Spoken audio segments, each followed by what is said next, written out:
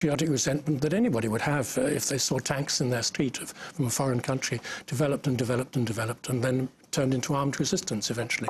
Jonathan Steele, you had 8 extended trips to Iraq, and one of them, you yourself, were kidnapped. And you talk about in the overall book how that demonstrates you came to understand what was happening in Iraq.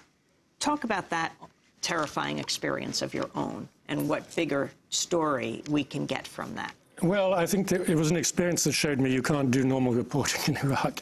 I had gone down to Najaf to find out what exactly had happened there in terms of an agreement that was said to have been reached between the US and the Muqtada al-Sadr people. When was it?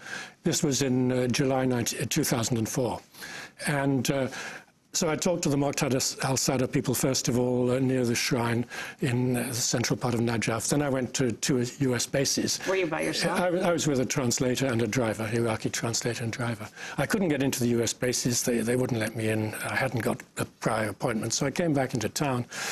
And we were suddenly in a very congested area where the traffic was hardly moving at all. And suddenly a man stepped out in front of the car in a long Arab jalabiyah and pulled a pistol out of his pocket and forced his way into the car. And 2 other men appeared. The driver and the translator were told to get into the back. So these people then got into the front and took over the car. And we were driven off, and I thought, you know, this is it. This is the moment, you know, every foreigner, and many Iraqis also get kidnapped, you know, fear. And we drove out of town, and I thought, oh, God, we're going to some kind of safe house, and who knows what will happen. But then they made a U-turn and started to move back into town. And I felt some sort of sense of relief. I don't know why. I thought, you know, if it's a safe house where you're going to be held and perhaps killed, it's somewhere going to be in the countryside. As we got back into town, I thought there may be something else happening here. And we actually went into the center of Najaf again, and the driver pulled out some kind of weird ID and showed some of these Muqtada al-Sadr guards who were running their own checkpoints, this paper. And I realized I was actually being kidnapped or arrested by the Muqtada al-Sadr people, who thought I must be some kind of agent because I'd tried to get into the US base. And eventually we were able to talk our way out of it by saying, look, you saw that we didn't get into the US base. If I'd been an agent, they would have let me in. Whoever told you that I'd been to the base and was watching us must have seen that we didn't actually get in. And so then I was able to say, you know, why don't you get the young sheikh who I interviewed this morning about your position on the issues, and I'm sure he'll vouch for me, and eventually that's what happened. So after a couple of hours or so, I was released. So I can't claim it was anything like as dramatic an incident as some of the others that people have been through, but it was very scary, and it showed that you can't talk to both sides anymore in Iraq on the same day at least. Normal reporting is impossible. In terms of the British public opinion, clearly it's been against the war for quite some time, but the impact of the war on Britain? Well, I think the British public had a majority against the war right from the beginning. There was a huge march. Over 1 million people marched through London just a month or so before the war. And there was a little blip in favour of the invasion while the British troops were actually still fighting.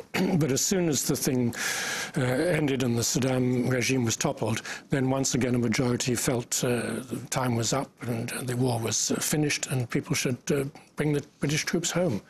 And I see that that's pretty much the opinion in the American public too now. I noticed today there was a poll in USA Today and Gallup poll saying 60% of Americans want a timetable for withdrawal. And of course that's quite different from the Bush administration's position. And what is your sense as you travel this country as a foreign journalist now in the United States, coming out of Iraq, you're in the midst of this presidential campaign.